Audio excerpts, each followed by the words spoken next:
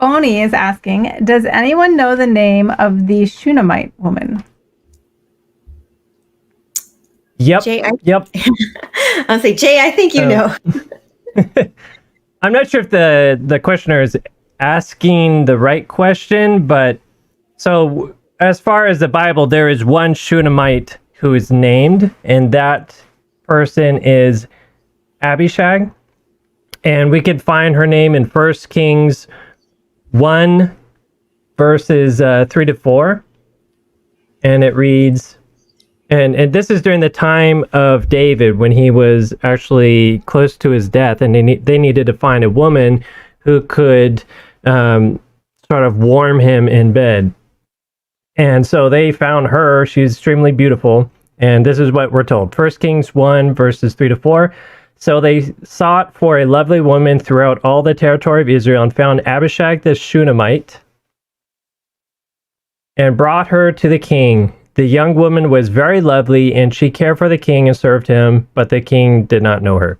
So she shows up later on again, where then one of David's sons then asked to marry Abishag, and then Solomon says this was a very evil thing to do, which that would be a question in of itself. Why was that an evil thing? That to me, would be an interesting question.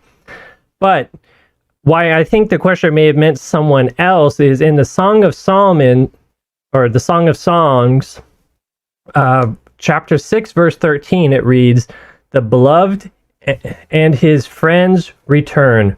Return, O Shulamite, return, that we may look upon you." The Shulamite, what would you see in the Shulamite? And then talks about dancing.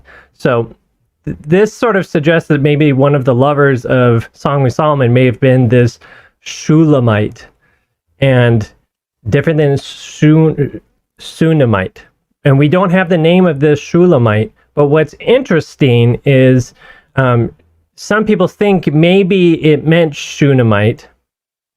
So maybe there's just a slight different variation of spelling, but same word.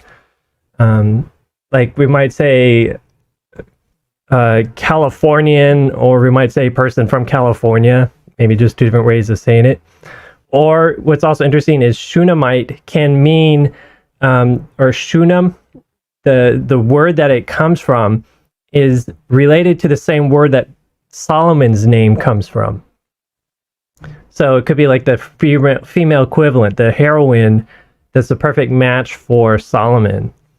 And we're, again, not given this person's name, but it also means perfect, peaceful. That's another word for a Shulamite. So very interesting. Hope that answered the question you're looking for. And I think we're ready to go to question number 2, unless you have thoughts, Tina. No, I think that's pretty much it. I mean, I always have thought that's such an interesting story too about the Shunamite woman, and how I really feel like it kind of showed to me like the heart of David, because, before David became king, he was a man after God's own heart. When he became king, he did make some mistakes, but yet he always came back to God after those mistakes. And I feel like at the end of his life, even though, he made, sexually immoral decisions at his old age, he was like, you know what, I'm not going to know this woman, because, he really wasn't married to her, and he respected her. And I feel like he finally overcame this sin, if that makes sense. Because he was like, I'm not looking to just please myself. I want to please God.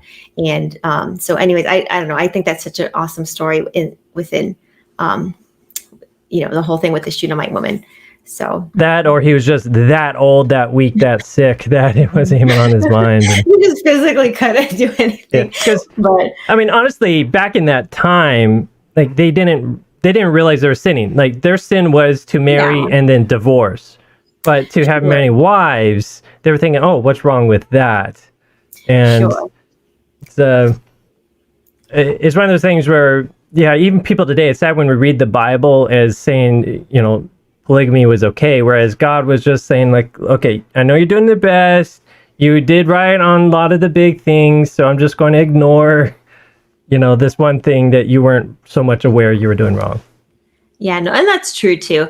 I think I had a friend talk about our walk with God, and he's like, "Is it a neck issue or is it a toe issue?" He's like, "If I have a gash on my neck, I need to address that first before I address the gash on my toe." So I feel like that was kind of, definitely like polygamy was kind of, it's not a good thing at all, but it's not as life and death as, do you know God? Are you putting your faith in God? Are you? Wow, I love that. I love that neck toe illustration. I think that really sums it up well.